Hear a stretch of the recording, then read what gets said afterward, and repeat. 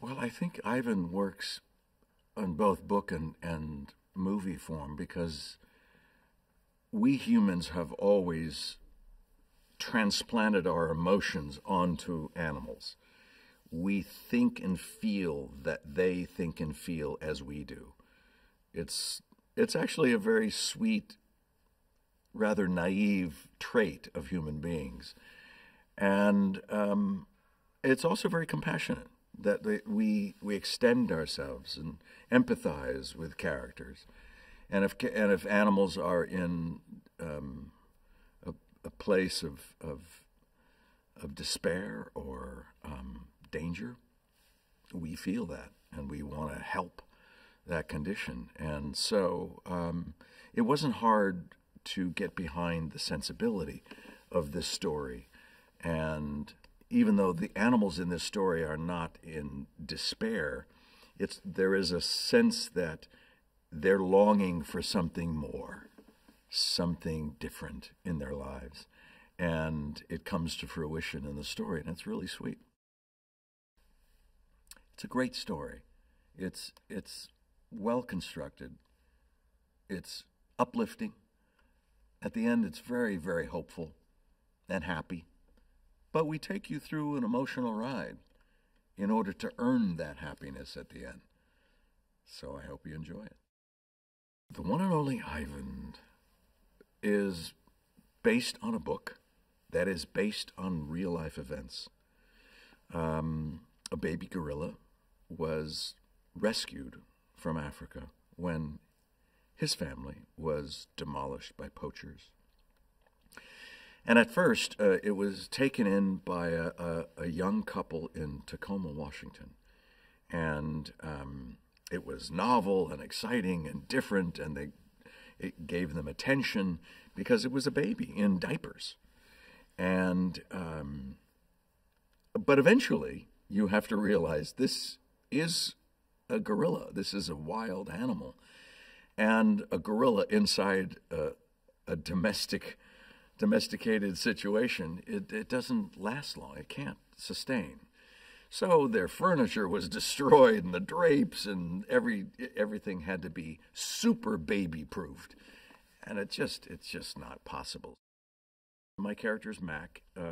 I play the main live-action character in the movie, and I play opposite all of these other animals, primarily.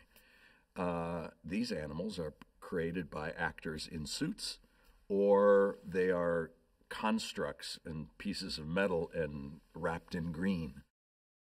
The main animal that Mac has and really feels a father-son relationship to is Ivan. And since he had him since he was a young baby gorilla, and now he's 20, and then I think he lived to be about 27 years old or something. But there are other animals.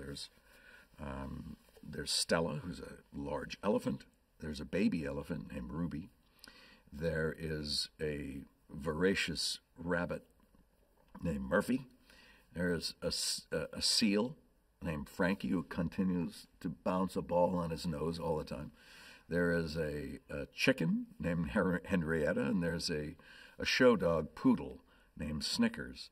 And so that is the menagerie that Mac puts up and actually has all of them perform in this littlest big top on earth. It is challenging to work with inanimate objects.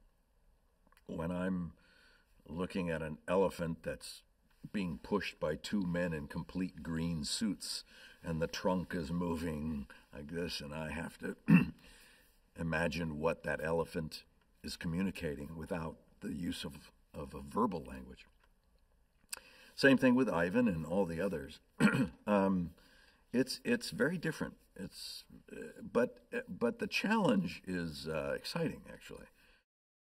Well, I hope audiences, when they see The One and Only Ivan, will see what I felt, and that is a compassion for animals, and the treatment of animals, and the desire to not only reach out and understand them better, but understand ourselves better as well. And how we treat each other is important. And even though we don't speak the same language, maybe that's the story behind the story, that there's other human beings where we don't speak the same language, and we should have as much, if not more, compassion and understanding and acceptance and tolerance of them and their needs and their wants,